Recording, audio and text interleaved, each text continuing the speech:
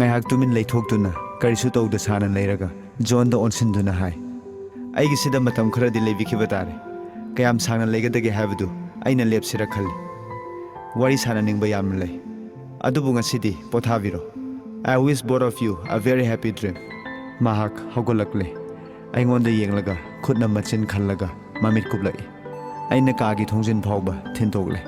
Thong he kan tholakpada amuksu aingonda. Aina haibadu kaunu hairai.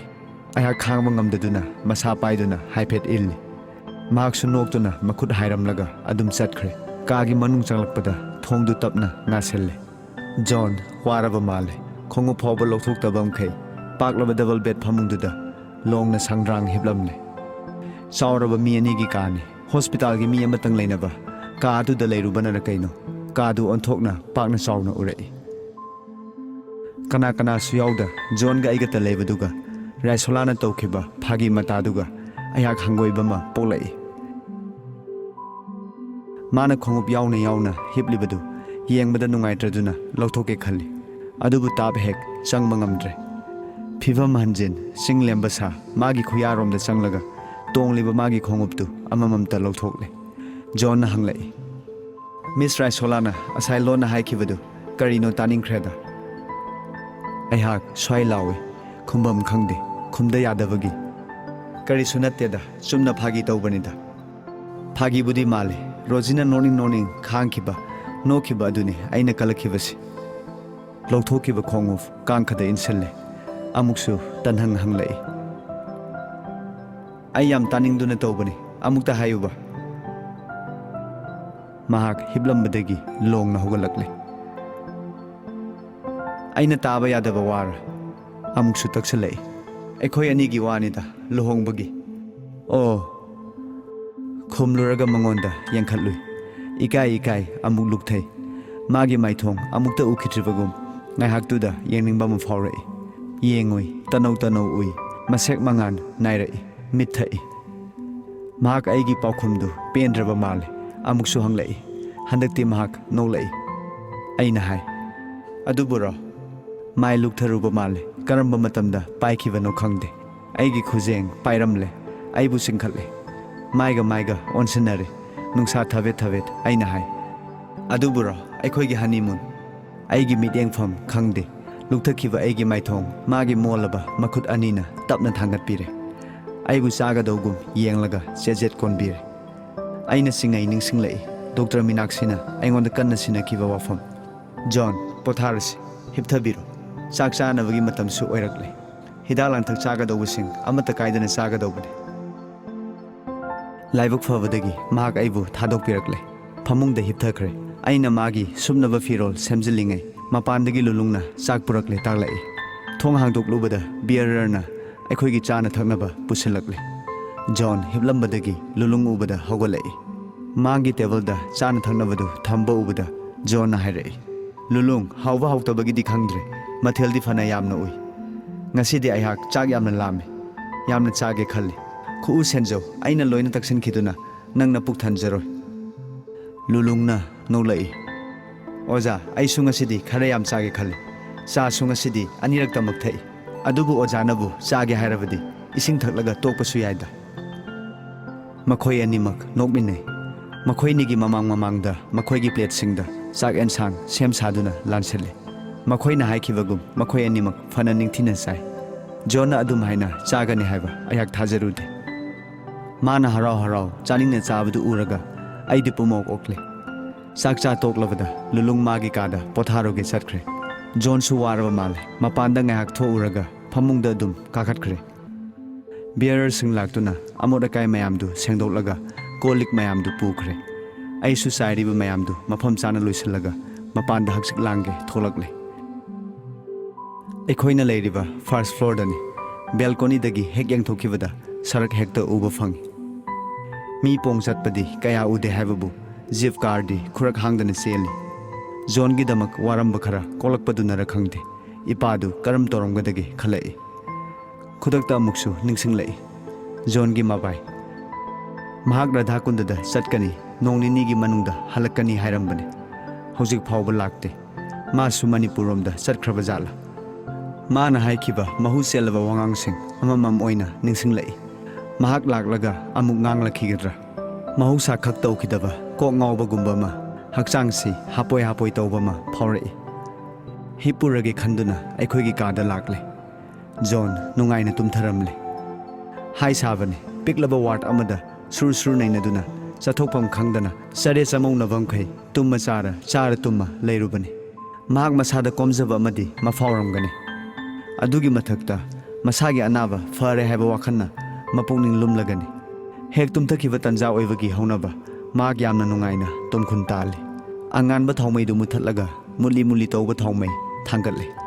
Magi tumbada kaikhigani mong hadana kakhatlaga tapna hipthare. Aisu pungningi thaunana thodongbagi amuk magi seba taujabagi wadani. Haksangdi hainingai leitana soktharabani. Pothaningbana ngaingamdre. Adubu kokamonga tainaraba fawada. Jona ana sangumlinge mana pharak pibado laining oiki. Hojik anaba pharaklaba sidana punsida amukta thena khidriba puningi laina amana aibu kuplabagum tawri. Sa simaru huntok simatong kabo kadom awa kadom aibu khabrang singlari.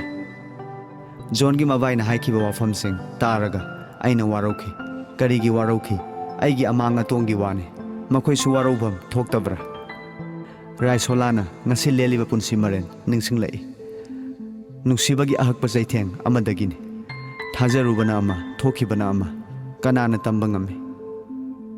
Punsi asimak makhal amagi changyeng natabra.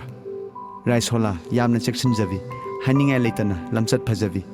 Tinaribi mamanabi singna karigumba. Singnani ngai thodau amatang tawbada mahakna warakhibi khwaigi phidamna pham oikhibini. Adubu khongpham amada magi punsi pumon onki. Ningsinglai thodoktu ngaihak asida.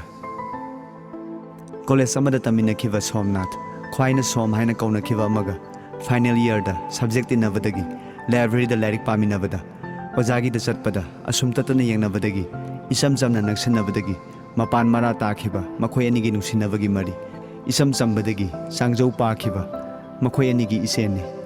Final year parikha lorakpada somna makhoi gida chatsi haurammi. Aiga tanaki aibusu chatlusi haurammi.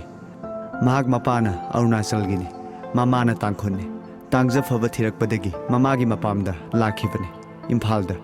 Mapana thonbiba maming sepe portem kaurammi. Adubu mama pokpi mabena Rasola haina thonkhibani. Mabena pamjabadu mahaksu pamjaki. Aikhoi anemak makha class tagi hauna taminarakpana DM college fauba adum taminarai. Som Silchar dagini Imphalda mayamba dukan phamduna leibani. Makhoi ani yamna chanana nungsinana loinaba ai khangi. Aina mangonda masa cheksinaba haiki. Aduna mahakna aibu khangandanaba honaki. Aina mabu thatoknakhiba matang yaurammi. Magi sajat khangon olakpadu ai urammi. Mana aibu onthokna kirammi. Awaibamak mahak somna ponsum sumatki. Karigisu sumatloi som chau sangi. Masak phajai hauna chatna khangi. Aigi mang khangde amagi khangde. Raisolagi matung coin induna mana haibata yaduna. Ahin nungthin khaktana Raisolana haiba punamak yaki. Raisolagi mapana masangamdaduna Dr. Khanada phamsena khiba matamda som minaidawna seba tawki. Chaba thakpa khangdana sen thongi mateng pangki. Mayambana haktak aduda mayumdagi fauba tanthoki. Mahak leifam khangdaduna mamanaba singi yumda hotelda koichin chenduna leibadagi Raisolana makhoigi yumda lehenki.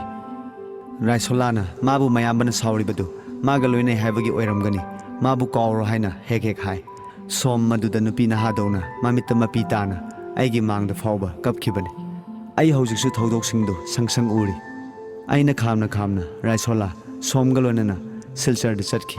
Ma karamba matamda halakhibage kanamata khangnaramde. Aisu khangkide. Tha amaromgi matung aina mayumda thirubada mahak thengnarame. Aibu ubada mahak on thoina kaplami. Maron mari amata hayu yakide. Mama pokpa maboktuna phana khamjai. Khamlaga mahak hena dum kaplami. Mahak masabu thajajaba nupini. Adubu masabu thajajaba dumakna mafamna matamna masana magi yaknaba oiki.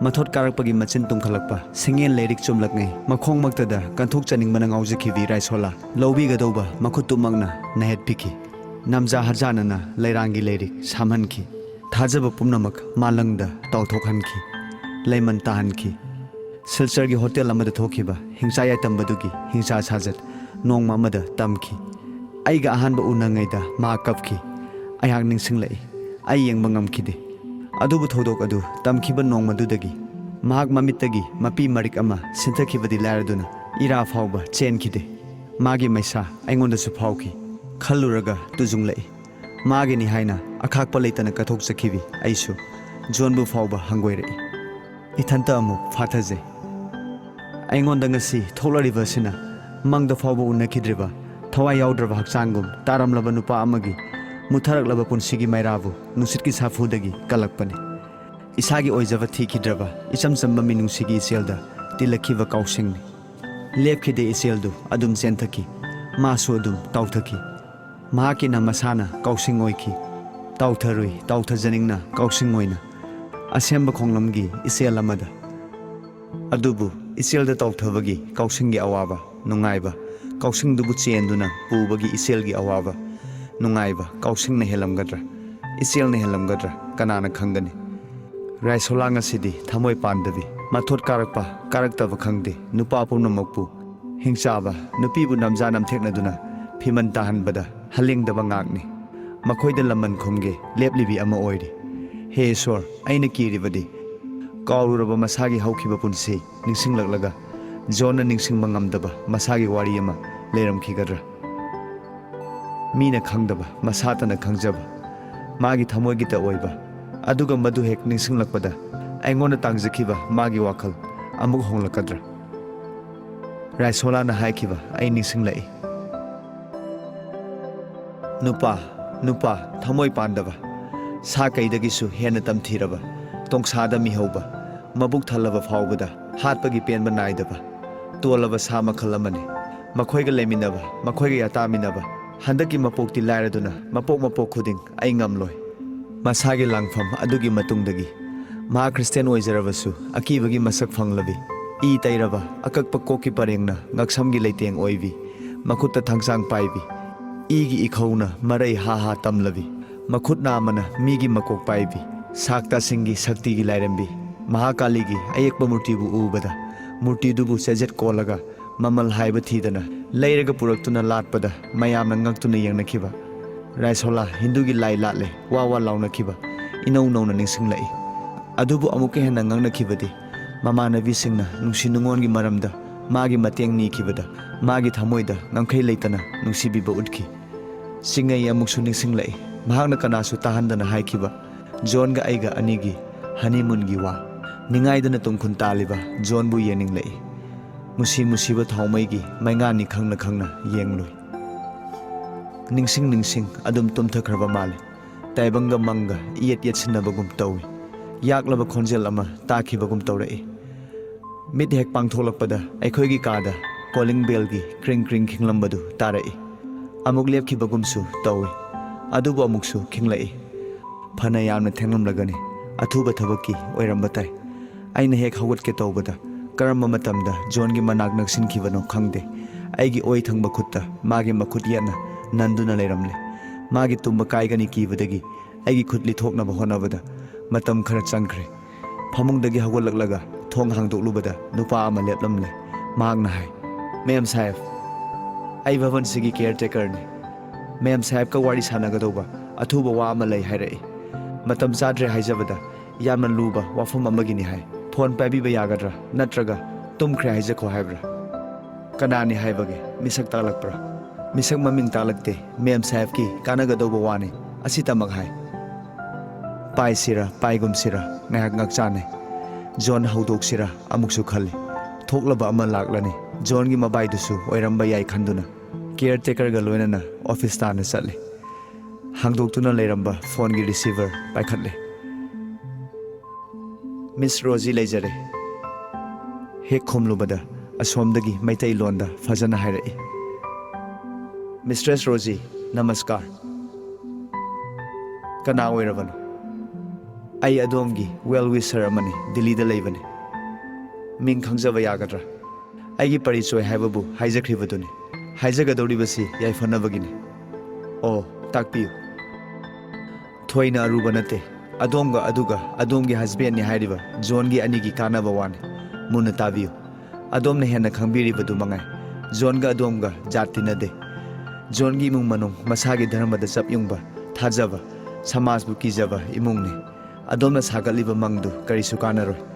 Makhoi gi imung na nakpu kaidongai da yaroi. Hauji wafam asi kana kana su khangnadri. Haukibana haukre makha amuk tadaba fai. Nangi haktaki John gi ningba kahanba fatte. Magi family bisu thugaiganu. John na adombu nungsi pami khalibado yamna lalabane. Mag nungai yaifaba imungi mini. Nakpu mana pampham thokte. Naha oibagi haunaba nongmanini aduk laiminaba haibaduni. Mahaudu hek loikivaga nahak hanagi duda pop tagane. Nahak singmi marakta singthaningai oiribi inkhalakpada ngairibi naina singhaibi amani. Nasana thanta karigi mangange laknari. Aikhoi nakhoi anibu kanna senari. Nangi mangnanaba tawningde. Adubu John budi aikhoi kandaba yade. Hairibasi warning ni. Numit humnigi matam pigani. Humni subada pungpham sida aikhoi phone torakani. Maduna aroibani. Asi phawbada thadoktrabadi madugi dai nasagi oijagani. Wa amatang hangba yagadra. Makha wa ngangnabagi karisu kanaroi. Bye. Aina hanna hello haina mari adum tatkre. Aigi mataudu ubada caretaker na hanglai. Thadokravara mem saif. Thadokre. Aigi katana lakle. Thong thingzillaga tawfam khangdana phamungda mayoknana laptak thariba sofa-duda famle. Phone da takiba confirm maitai machagini amukta takidre. John gi mabaigi natte. Magi wangang matadudi mana haikibaduga pangkhen khenade. Khenaba haibabu aibu atamnana kihanbadudane. Oiba yai mahakna topa manekpa. Adubu madi mafam sidagi thapna chatkani hairami. Tawbabudi mahakna tharambadi nahana hokre. Mahak halaklaga mahakna senduna torokpra. Aibu apanana phanabagi thorangdu amung ningsinglai. Aibu kihaliba isam samba wanate. John bu khangan pham thoi. Asita nate mabu tahandana thamkiba thodokpunamak magi manak tana sangsille. Hodoklage khut tingthoklure. Adubu ningaidana yamna nungaina tumliba magi mataudu ubada khut amuk chingsille. Kakcheng chatpa yauna uraba anganba thaumaida tarang tumkhun taliba magi saktam dudum yengduna leire. Sirubadagi halaklaba aigi John kanano khangkhide ngasidi khangle. Sanabi dharmada sena thajaba maitai imung amagi madom pokjaba. Masemna mawaina luna chana tawjaba. Afava chawa sangi imung amada tomsatnabi. Sanu ningol amabu pamjaba imung amagi mi ama oiramle. Aingonda ngasi thoklariba pumnamak aina maga nangnarubadagini. Ai thikide aigi isagi kanaba. Adubu sumna oihalle ngasidi isagi oijaba thibi. Karigumba aina masi thadokpa ngamlabadi. Makhal amagi mathadokni mawon khalai. Leifam khanglakte. Aigi khunam mathakta taba tarakliba mitki pirang. Aihakira. Itom mata ningsinglai. Ningsingluraga henna sintharai. Thingba ngamlakte. Khonjel tholakle. Highairakle. Mahaki sor chaurai. Longna hiplambadagi yetlomda yatarai. Aihak khangba ngamdraduna anganba thomaidu muthatke hogatle. Sui leribadu tana lakle. Suigi mathak phaklang thaumaigina makhada mingsel challaba achauba chethak amada iramba urai. Frailty, thy name is women. The Book of Avon. Madu hek urubada khangprek khangi. Asumbarane mana hairamlibasibo. Mangal maktagisu hena yanglaba pukningna thoki pumba mayak sengna urai. Aduga amuksu parui khut thektuna haujikta tawrakpa phone da tharakpa matam pungpham kok ngawfing tawrai. Numidang thengla faw wakhalduda ungki. Karamba matamda tumkhibage khangkhide.